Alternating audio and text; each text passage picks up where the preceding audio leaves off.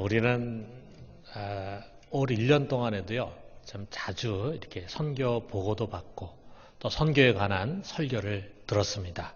그런데 이렇게 해외 선교 주일을 정해서 같이 지키다 보니까 이 주일에는 선교에 대한 보다 더 세심한 내용을 좀 돌아볼 수 있게 돼서 좋은 것 같아요. 오늘 영상을 통해서 지난 10여 년간 우리 교우들이 수없이 갔던 해외 봉사를 돌아봤습니다. 좀 하나님께서 좋은 길을 이렇게 열어주셔서 해외 봉사를 시작하게 됐는데 그 뒤로는 뭐 정말 불이 붙어가지고 매년 한 차례, 두 차례, 심지어는 세 차례까지도 해외 봉사를 갔었어요. 자, 이렇게 많은 해외 봉사를 가다 보니까 우리도 모르게 이제 선교 현지를 경험하게 되고 그러다 보니까 선교에 대한 이해가 굉장히 많아지고 우리 교회 안에 이 선교에 대한 노하우를 가진 분들이 많이 이렇게 축적이 된 것 같아요. 참 좋습니다. 또 우리 파송 또 협력 선교사들의 생생한 인사말을 우리가 들을 수 있었습니다.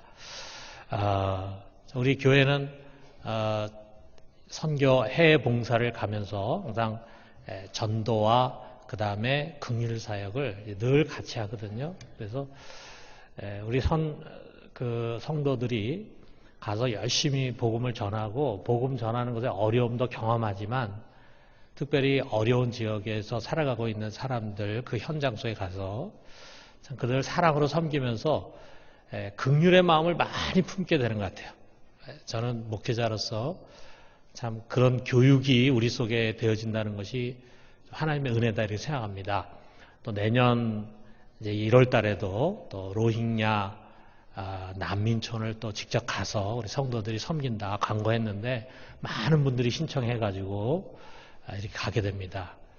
참 귀하다고 생각해요. 자, 이 모든 것이 직접 가시는 분들도 수고하는 것이지만 또 직접 파송돼서 사역하는 선교사도 수고하는 것이지만 보이지 않게 뒤에서 뒷받침하는 수많은 성도들의 동력의 결과라고 생각을 합니다. 자, 이런 다양하고 활력 있는 선교 사역은요, 선교에 대한 신앙적 확신이 우리 속에 분명히 있기 때문에 가능한 것입니다. 여러분, 선교라는 것이 500원짜리 동전을 집어넣으면은 금방 음료수가 나오는 그런 자동 판매 같은 게 아니잖아요. 그래서 사실 이 선교 사역의 결실이라든지 또는 결과에 대한 평이 쉽지가 않습니다. 어떤 것은 10년 뒤에 20년 뒤에 나타날 수 있는 그런 것도 있어요. 아주 오랜 시간을 기다려야 하는 그런 것도 있습니다. 그러나 복음을 땅끝까지 모든 족속에게 전하는 이것이 선교사만이 아니라 우리 모든 그리스도인들에게 주어진 과제요 사명이라고 확신한다면 우리는 결코 결과에 좌우되지 않고 최선을 다하게 될 것입니다. 그러한 확신이 어디서 나오는가? 당연히 하나님의 말씀이죠. 다른 무엇보다도 예수님께서 이제 지상의 사역을 다 마치시고 마지막 승천하기 바로 전에 유언적으로 제자들에게 주신 말씀이 우리들에게 그것을 가르쳐주고 있잖아요. 마태복음 28장 18절에서 20절에 보면은 예수께서 나와 말씀하여 이르시되 하늘과 땅의 모든 권세를 내게 주셨으니 그러므로 너희는 가서 모든 족속을 제자로 삼아 아버지와 아들과 성령의 이름으로 세례를 베풀고 내가 너에게 분부한 모든 것을 가르쳐 지키게 하라. 볼지어다 내가 세상 끝날까지 너희와 항상 함께 있으리라 하시니라. 무슨 말씀입니까? 이미 십자가와 부활로 하나님 나라가 승리했다. 이제 그리스도가 세상의 주가 되고 세상의 참된 왕이 되셨다. 이제 그분이 다스리신다. 그러므로 너희는 이제 가서 모든 족속에게 이것을 알려야 된다. 이 사실을 가르쳐야 된다. 이 진리를 가르쳐줘야 된다. 그래서 그들로 하여금 예수 그리스도 앞에 무릎을 꿇고 그를 영접하고 그래서 구원을 받고 그 다음에 그리스도의 제자로 성장해 갈 수 있도록 도와줘야 된다. 이 말씀이잖아요. 이 명령이잖아요. 이것은 특별한 사람에게만 준 것이 아니라 모든 믿는 그리스도인들에게 주신 명령입니다. 이 지상 명령에 아멘으로 순종해서 모든 민족을 제자로 삼는 선교사에게 헌신하게 되기를 주님의 이름으로 축원합니다. 여러분, 오늘 우리가 읽은 이 성경은요, 창세기의 앞부분에 나오는, 다시 말하면 우리 성경의 역사 속에서 가장 앞부분에 해당되는 아주 먼 옛날, 저 중동 지역에서 아브라함이 하나님의 부르심 받는 말씀이에요. 그런데 그 말씀 속에 아주 소중한 선교 신학이 담겨져 있어요. 오늘 이것을 여러분과 함께 나눴으면 좋겠습니다. 갈대아 우르 출신의 아브라함이 하나님을 만나게 됩니다. 그러면서 그의 인생이 확 달라져요. 축복을 받은가 아울러서 사명을 받게 된다는 내용이에요. 여기에 11장 29절에서 32절은 하나님을 만나기 전에 아브라함의 모습이고요. 그 다음에 12장 1절에서 3절은 그를 찾아서 말씀하시는 하나님, 그리고 4절에서 5절은 그것에 대한 아브라함의 순종적인 반응을 이야기해 주고 있어요. 자, 먼저 여기 11장 29절에서 32절은 하나님을 만나기 이전에 아브라함의 삶의 모습을 우리에게 소개해 주고 있습니다. 아버지 데라를 중심으로 해가지고 그 가족도가 우리에게 이제 소개가 되는데, 그 데라는 아들이 셋이 있었던 것 같아요. 아브라함과 나홀과 하란이 있었는데, 이 막내 아들 하란은 오래전에 우르에서 이미 죽었습니다. 28절에 그것이 소개되고 있어요. 자, 그런데 여기 제일 처음에 보니까 이들이 장가들었다라고 하는 이야기가 나와요. 여기 아브라함이나 나홀이나 하란 모두가 다 결혼을 했습니다. 짝을 만나 결혼을 했는데, 그러고 난 다음에 이제 자식들을 둔 거예요. 그런데 장남 아브라함에게 유독히 자식이 없었습니다. 자, 그리고 마지막에 이제 이 아버지 데라가 하란에서 죽는 이야기가 소개가 되고 있어요. 자, 무엇을 말하려고 하는가? 이 아브라함은요, 이제 훗날 믿음의 조상이 되는 아브라함은 원래 그냥 평범한 사람이었다라고 하는 것을 말해주는 거예요. 그가 만약 하나님 만나지 않았다면 어떻게 살았을까? 여러분 짐작이 되십니까? 짐작이 갑니다. 비록 수천 년적 고대 사회고, 또 여기서는 굉장히 많이 떨어져 있는 지금의 이라크 땅 메소포타미아 지역 갈대아 우르지만, 그러나 우리가 짐작할 수 있어요. 어떻게 짐작합니까? 우리 인간의 삶이라는 것은 동서고금을 막론하고 그냥 거기서 거기이기 때문에요. 이 성경이 소개하는 바를 우리가 추론해 본다면요, 그는 아버지 데라를 중심으로 형성된 대가족 가운데 살았어요. 지금보다 훨씬 더 부모에게 대한 효를 중요하게 여기던 시절입니다. 그러니까 부모님께 아주 효도를 다하고 형제 간의 우애가 있는 그런 집안에서 살았겠죠. 또 젊은 남녀 간에는 서로 사랑도 하고 연애도 하고, 그리고 이제 결혼하는 거예요. 장가도 드는 거예요. 그러고 난 다음에는 자녀를 또 많이 낳습니다. 특별히 그 고대 사회는 대를 이어갈 아들이 굉장히 중요한 시대였어요. 아브라함도 이복 누이 동생, 나중에 보면 이복 누이 동생으로 소개가 되는데, 이복 누이 동생인 사라를 사랑해. 그래서 같이 아마 둘이 연애하다가 가족의 허락을 받은 뒤에 결혼을 했을 것입니다. 또 우리가 무엇을 짐작할 수 있습니까? 아마 그들도 모두가 열심히 일을 하며 살았을 것이다. 고금을 막론하고 여러분, 일하지 않고 잘 살 수 있는 그런 시대가 있습니까? 옛날에도 열심히 일했고 지금도 열심히 일했죠. 일하죠. 일하지 않고는 먹고 살 수가 없는 거죠. 아마 그 당시 그 아버지 데라의 직업은 우상을 만들어 파는 우상직이었다. 이렇게 이제 이야기들을 합니다. 자, 뭘 만들어가지고 파는 수공업을 하건, 또 그 당시 갈대아 우르는 아주 교육이 활발하게 이루어진 곳이니까 장사를 하는 사람이었을 수도 있겠죠. 장사를 하건, 농사를 짓건, 목축을 하건, 열심히 일해야 먹고 사는 것이 예나 지금이나 마찬가지예요. 아마 때로는 기근 같은 자연재해도 일어나고 전쟁도 일어나서 아예 먹고 사는 것이 굉장히 힘든 그런 시절을 지냈을 수도 있을 것입니다. 자, 그런가 하면은 사람들이 일을 하다 보면은 이제 욕심이 생기죠. 자, 우리 야베스라는 사람의 기도 아시잖아요. 자, 야베스의 기도에 나오는 것처럼 지경을 넓혀주셔서 지경을 좀 넓히고 싶은 그런 야망도 아마 가졌을 거라 이거예요. 농지를 더 많이 개간하자. 그래서 농산물을 좀 더 많이 거둬들이자. 창고를 더 짓고 더 많이 쌓아서 좀 더 부자가 되자, 뭐 이런 생각도 할 수 있었겠죠. 사업을 확장하고 재산을 늘리려고 하는 욕심. 그거는 뭐 고대 사람이나 지금 현대 사람이나 차이가 없을 거예요. 또 모든 인생이 그렇듯이 슬픔과 근심이 있기 마련입니다. 함께 동고동락했던 막내 동생 하란이 일찍이 세상을 떠났어요. 자, 우리가 손 위에 부모님이 돌아가실 때도 슬프지만 손 아래 사람이 죽으면 더 슬퍼. 아비의 마음을 갖기 때문에 그런 거겠죠. 또 아버지 데라가 결국은 돌아가셨습니다. 그랬을 때 아마 아브라함을 비롯해 가족들이 많은 눈물을 흘렸을 겁니다.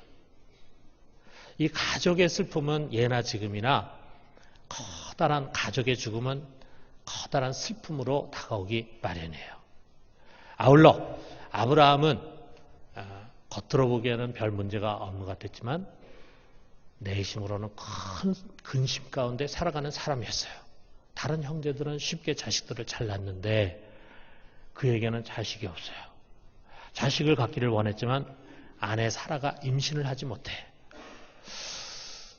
나중에 보면은 아브라함은 하가를 통해서 이스마엘 낳잖아요. 그러니까 아브라함 별 문제가 없는데 아마 사레가 문제가 있었던 것 같아요. 자, 우리가 성경을 보면은 나중에 100세 이삭을 얻을 때까지 이 아브라함과 사레는요, 평생 이 문제, 자식 문제 때문에 고민합니다. 괴로워합니다. 때로는 낙심합니다. 때로는 이 문제 해결하려고 잘못된 방법을 취하기도 하고, 자, 그래서 이걸 가지고 늘 씨름하는 모습을 우리가 성경 속에서 보게 돼요. 여러분, 이것이 우리의 삶입니다. 참 짧다면 짧을 수 있는 그 한평생 우리에게 주어진 여건 속에서 우리 모두가 다 힘겹게 살아갑니다. 또 가족들과 함께 온갖 희로애락을 겪다가 마지막에는 늙고 죽음의 길로 들어서는 그것이 인생이에요. 아브라함 역시 이런 그냥 평범한 인생길을 걸어가는 사람, 그러다가 이제 이름 없이 사라져갈 그런 인생이었어요. 그런데 여기 12장은 그런 아브라함의 인생에 거대한 전환점이 일어나는 것을 우리가 소개해 줍니다. 그 전환점은 자기가 노력해서 된 것이 아니라 하나님이 아브라함을 찾아왔어요. 그러면서 시작이 됩니다. 하나님 아브라함에게 찾아와서 제일 먼저 그에게 명령을 합니다. 여기 1절에 보니까 뭘 명령하시냐면 너는 너의 고향과 친척과 아버지의 집을 떠나 내가 내게 보여줄 땅으로 가라. 우리가 이런 장면을 보고 그야말로 아닌 밤중에 홍두깨라고 얘기하는 거죠. 모든 것을 떠나라. 이 명령하신 거예요.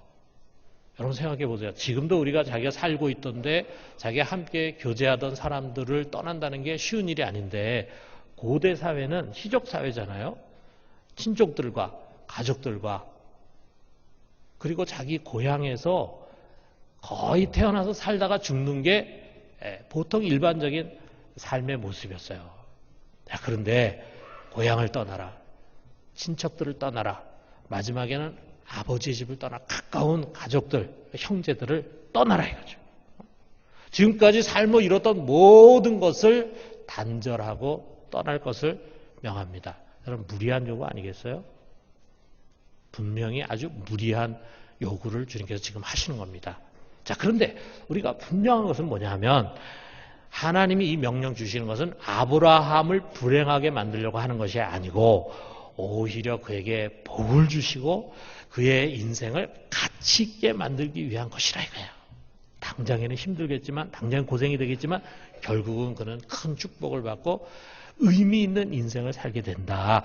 하나님은 아무런 목적도 없고 의미도 없이 그냥 밋밋하게 무엇을 먹을까 무엇을 마실까 평생 그것만 고민하면서 살아갈 그런 이 아브라함에게 아름다운 인생의 색깔을 지금 집어넣어 주는 거예요. 보다 더 넓은 세계를 보게 해주고 그 다음에 더 높은 목표를 세워주십니다. 한마디로 말하면은 너 아브라함 너 그렇게 살 사람 아니다. 너 이제 그렇게 의미 없는 삶 내려놓고 이제 가치 있는 삶을 한번 살아봐라. 그에게 기회를 주는 거예요. 여러분, 하나님이 우리에게 찾아와서 때로 이런 명령을 하십니다. 그럴 때 그것은 우리에게 위기처럼 느껴질 수 있어요.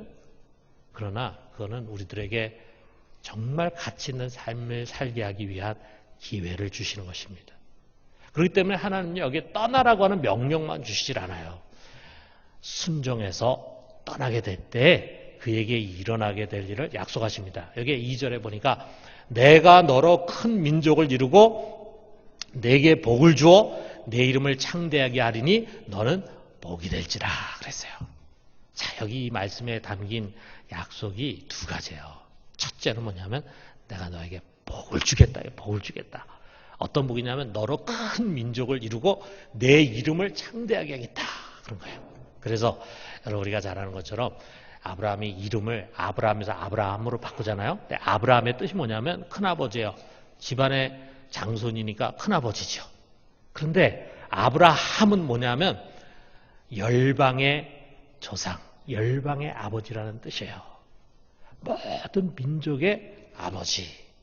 자, 이게 아브라함과 아브람은 하늘과 땅의 차이죠.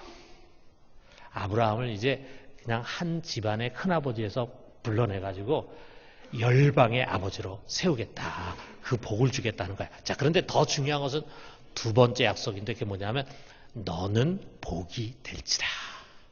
복을 받는 자에서 머무는 것이 아니라 아예 너는 복이 될 것이다. 내가 너를 복으로 삼을 것이다. 라고 약속합니다. 그 복이 된다는 것의 의미가 뭘까? 우리가 크게 두 가지로 해석을 하는데 어떤 신학자들은 너는 복의 화신이 되리라 이렇게 이해해요.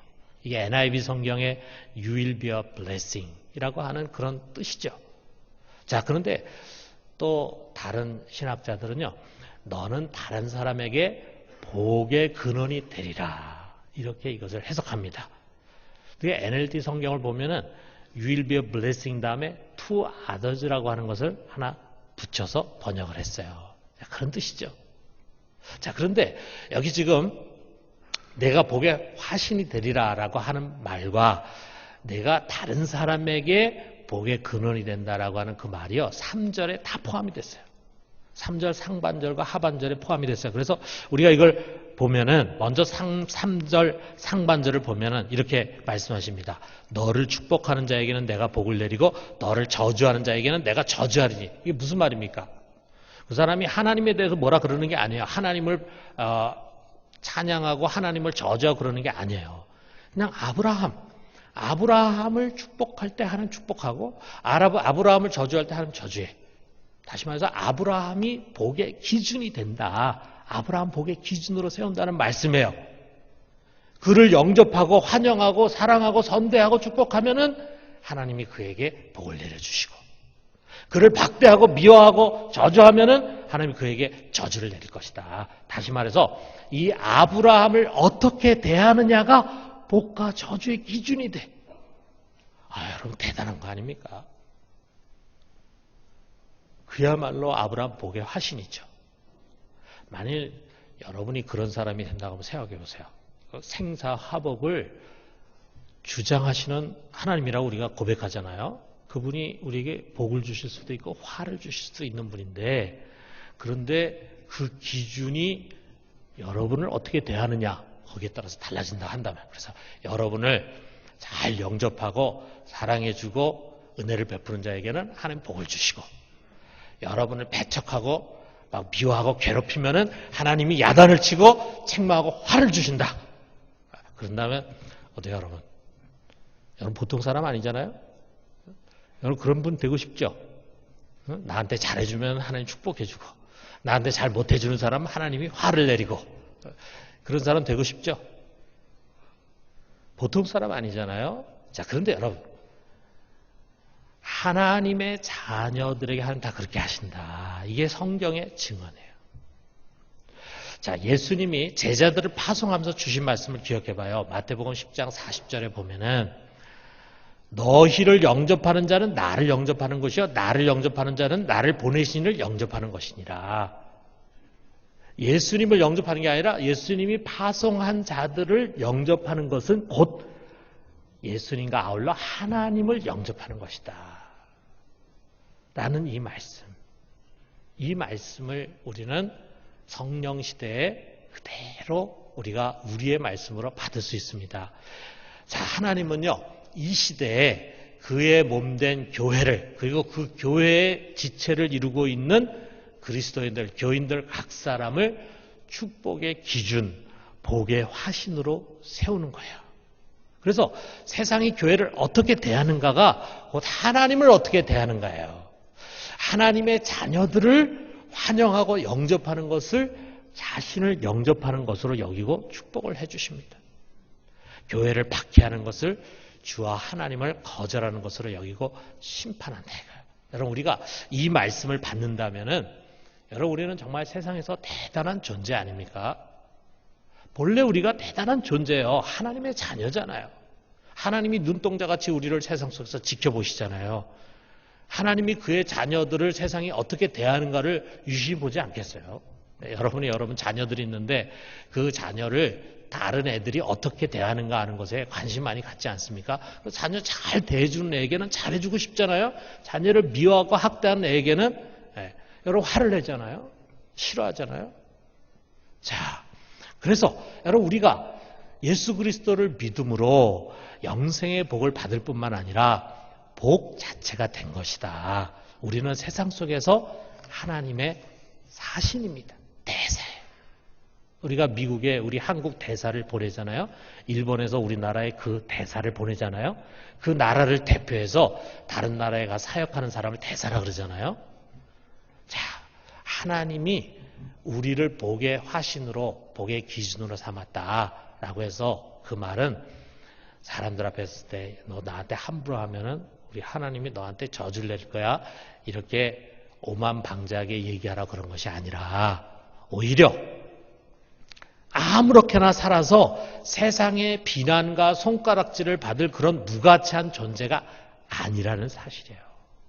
여러분, 우리는 이 세상 속에 파송된 하나님의 대사입니다. 우리는 하나님의 형상을 가지고 그를 대신한 그의 사신이에요. 여러분, 우리는 이 영적인 존엄성을 잊어서는 안 됩니다. 그렇기 때문에 우리는 어디를 가든지 우리를 파송한 주님을 대변해서 그분처럼 살려고 노력해야 돼요. 어떤 의미에서 보면은 우리가 세상 사람들이 우리를 보면서 우리를 통해서 예수가 누구고 하나님이 어떤 분인가를 볼 수 있어야 돼요. 정말 우리가 그런 모습으로 살아갈 때 우리를 대하는 그 모습이 하나님을 대하는 모습과 동일하게 역사한다고 우리가 고백할 수 있잖아요. 우리가 정말 주님의 모습을 가지고 세상으로 나갈 때 세상이 우리를 환영한다면, 영접한다면 주님을 영접하는 것과 마찬가지고, 우리가 만약에 주님과 같은 모습을 가지고 세상에 나가는데 세상이 우리를 배척한다면 주님을 배척하는 것과 같은 거죠. 그렇기 때문에 우리는 이 세상 속에서 주님의 대사로, 그분의 사신으로 살아간다는 사실을 잊어서는 안 됩니다.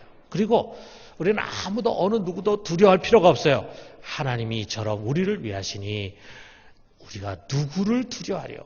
그분이 항상 복의 화신으로 세운 우리를 지켜주시고 보호하시고 인도하신다는 믿음을 가지고 살아가야 합니다. 동시에 너는 복이 될지라 라고 하는 그 말씀은요, 아브라함이 복의 근원이 된다라고 하는 말씀이에요. 여기 3절 하반절을 보면은, 자, 우리 3절 하반절에 있는 말씀을 같이 한번 읽어봅시다. 땅의 모든 족속이 너로 말미암아 복을 얻을 것이라 하신지라 그랬어요. 세상의 모든 민족이 아브라함으로 말미암아 복을 받는다. 세상의 모든 사람들이 나로 말미암아 복을 받는다라고 한다면 여러분, 정말 내가 얼마나 가치 있는 존재입니까? 여러분, 우리는 이 말씀의 의미를 잘 알고 있죠? 이 아브라함이 이제 하나님부터 택함받고 순종했을 때 그의 자손인 이스라엘이 하나님의 선택받은 민족이 됐어요. 그리고 그 이스라엘 통해서 훗날에 한 아기가 태어납니다. 그가 바로 아브라함과 다윗의 자손인 예수 그리스도예요. 그는 모든 민족의 죄를 짊어지고 십자가에 못 박혀 죽고 부활하심으로 모든 민족을 구원하실 구원자이십니다. 그래서 그를 통해서 모든 민족이 구원을 받게 되는 거예요. 그래서 결국은 땅의 모든 족속이 아브라함으로 인해서 복을 받게 되는 것입니다. 아브라함은 복의 통로가 되는 것입니다. 아브라함은 이 약속의 말씀 붙들었어요. 그래서 그 명령에 순종해서 그의 친척과 고향과 아비의 집을 떠났습니다. 그리고 하나님께서 인도하시는 바대로 그의 약속의 땅 가나안에 들어갔습니다. 거기서부터 온 인류를 구원하기 위한 하나님의 위대한 경륜이 시작이 되었고, 이것이 바로 구약 전체의 역사입니다. 그저 한 소시민적인 인간으로서 좁은 울타리 안에 갇혀서 평생 먹고 사는 문제로 씨름하고 근심과 슬픔 가운데 뒹굴고 살다가 이름도 없이 빛도 없이 사라져버릴 험한 인생이 가장 가치 있는 인생으로 바뀐 거예요. 복의 화신이 될 뿐만 아니라 다른 사람이 구원받고 복을 얻을 수 있는 축복의 통로가 된 것입니다. 여러분, 이것은 성경에 나타난 가장 위대한 소명, 곧 하나님의 부르심입니다. 자, 그런데 이것은 아브라함에게만 해당되는 것이 아니에요. 바로 우리들도 그와 동일한 소명 가운데 서 있습니다. 어느 날 주님이 아브라함을 찾아온 것처럼 여러분과 나를 찾아오셨어요. 우리 인생의 문을 두드리셨어요. 우리가 그 문을 열어드렸을 때 그분이 우리 안에 들어오셨습니다. 우리의 죄를 다 씻으시고 의롭게 해주시고, 그리고 순결해진 우리의 영혼 속에 그의 영을 부어줘서 우리로 하여금 거듭나서 영의 사람이 되게 하고, 그리고 이 세상에 잠깐 있다가 없어질 보이는 것을 바라는 것이 아니라 보이지 않는 영원한 것을 소망하면서 살아가게 해주셨어요. 여러분, 이것이 바로 믿음의 축복입니다. 그러나 거기가 끝이 아니에요. 주님은 우리를 복 주실 뿐만 아니라 우리를 세상을 구원하는 축복의 통로로 쓰기를 원하십니다. 여러분, 우리를 통해서만 세상은 생명과 진리의 길로 나을 수 있어요. 우리가 예수를 전하지 않으면 세상은 예수를 알 수 있는 길이 전혀 없어요. 여러분, 우리는 구원의 열쇠를 갖고 있는 사람들입니다. 우리가 열지 않으면 아무도 들어올 수 없습니다. 우리가 복음을 선포하지 않으면 어느 누구도 믿음을 갖고 구원을 받지 못합니다. 그렇기 때문에 여러분, 우리는 하나님이 세상에 세우신 복이고 축복의 통로입니다. 이것이 여러분 나의 자부심이에요. 우리 한 사람 한 사람의 자부심이에요. 동시에 나의 책무입니다.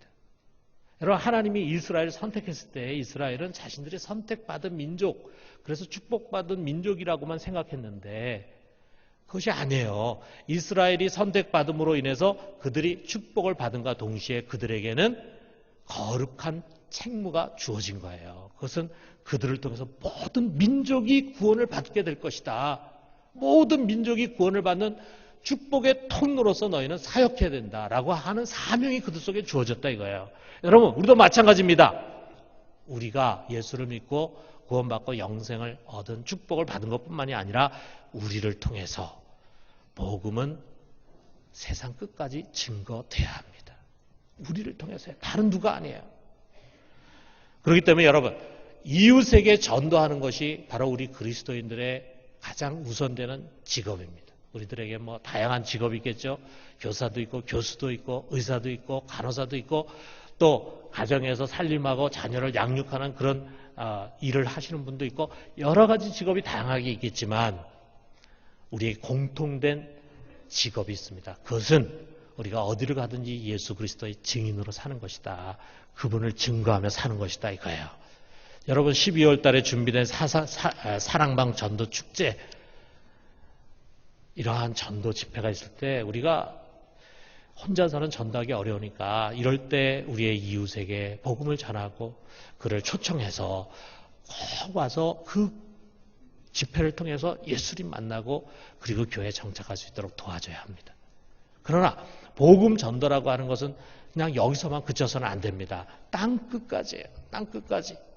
열방의 복음을 전해야 돼. 다시 말하면 외국에 나가서 언어가 다르고 또 민족이 다른, 풍습이 다르고 또 삶의 모습이 다르고 심지어는 종교가 다른 그 나라에 가서 복음을 전할 사명이 우리들에게 있는데 그것은 우리가 할 수 있는 일이 아니잖아요. 우리가 선교사를 보내야 돼요. 왜냐하면 우리가 국내에서 전도하는 것은 조금만 우리가 전도에 대해서 익히면 누구나 할 수 있지만 선교라고 하는 것은 언어가 필요합니다.